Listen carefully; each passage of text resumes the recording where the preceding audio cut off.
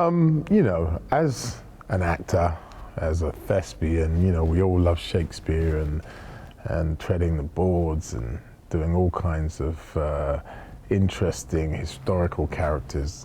But as a boy, and also as a man, this is a childhood dream. I mean, superheroes, comic books, Marvel, I think every man and girl grows up with this in their childhood. So to be a part of that history is just, you know, it's a privilege. And then to be invited to play some of the characters that are beloved and also just so dynamic. I mean, that's why you get in the business. Yes, I did see the first film and I loved it. Kenneth Branagh's take on Thor. It was brilliant. I'll tell you why I liked it. Because, you know, the big tentpole movies can often concentrate on the action and the explosions. And I think what was really interesting about the first one is because there was some brilliant acting in it. And there was some great humanistic storylines in amongst all of the mystical sort of like, I don't know, grandeur of explosions and otherworldly things. It was very human and it was very moving. You know, the relationship between Thor and Loki, there's two brothers. And I think no matter who you are, what your race or what your gender, you can relate to these issues because it's all universal. I suppose Algrim and Curse would be the quintessential baddies, but in reality they are what I perceive as the scorned and the victims of the story. And why I say that is they are the elves who have basically lost their planet and their race to another race, the Asgardians.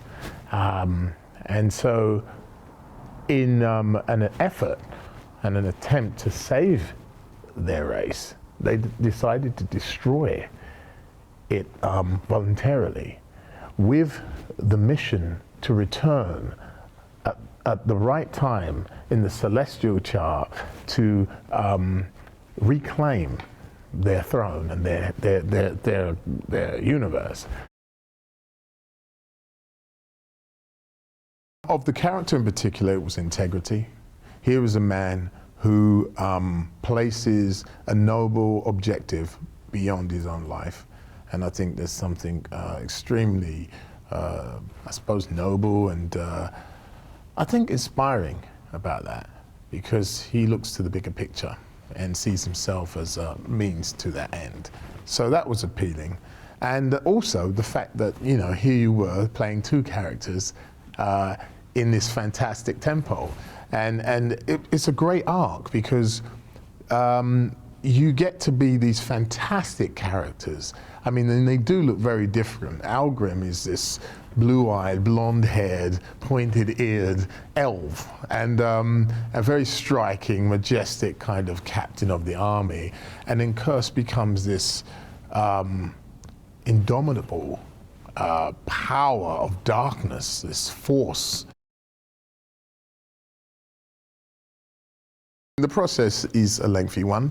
For instance, to become Algrim, it's about 2.5 to 3 hours of makeup, and obviously about an hour and a half to take it off. And sometimes I would play both two characters in the same day.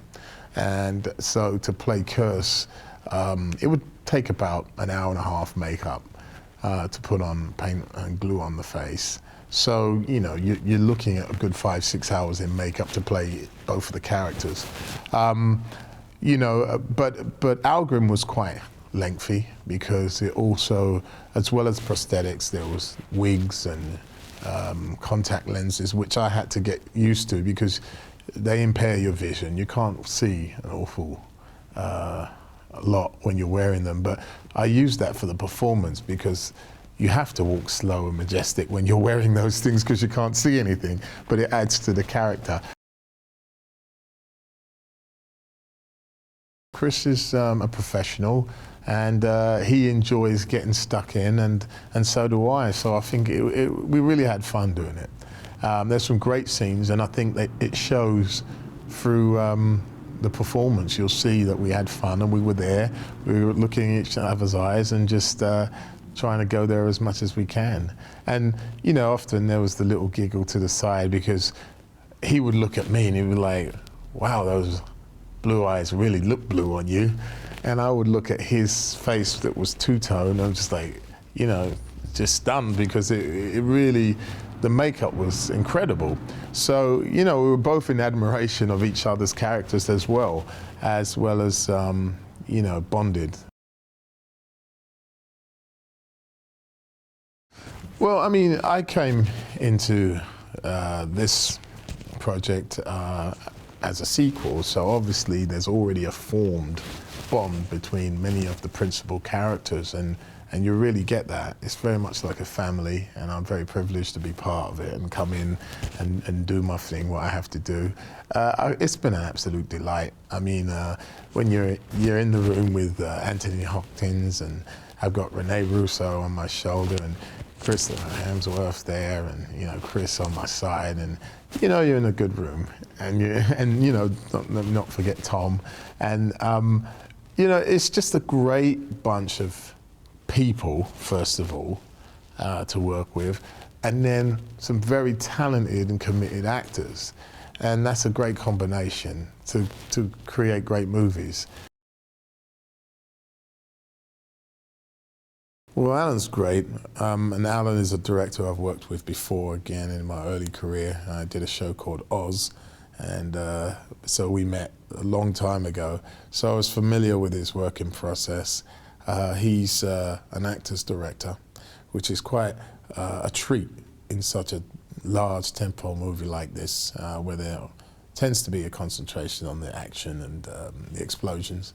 But here we have a director who's very attuned to actors' sensibilities, and also to you know, the frequencies and the relationships between each character. He's very on the nose. In fact, that seems to be his priority, and he has a natural flair for action.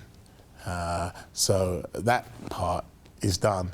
And what is, I think, his special talent is for just bringing, tweaking out the idiosyncrasies of each character, and making each character pop in an individual way.